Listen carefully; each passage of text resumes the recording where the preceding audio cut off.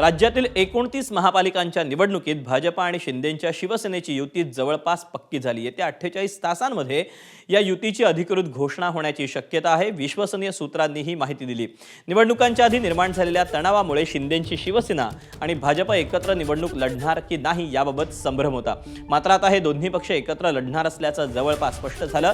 दुसरीकडे या दोन्ही पक्षांचं अजित पवारांच्या राष्ट्रवादीबाबत धोरण काय आहे हे देखील स्पष्ट होणं अद्याप बाकी आहे. मात्र मुंबईत अजित पवारांची राष्ट्रवादी स्वबळावर लढणार असल्याची घोषणा लवकरच केली जाण्याची शक्यता आहे.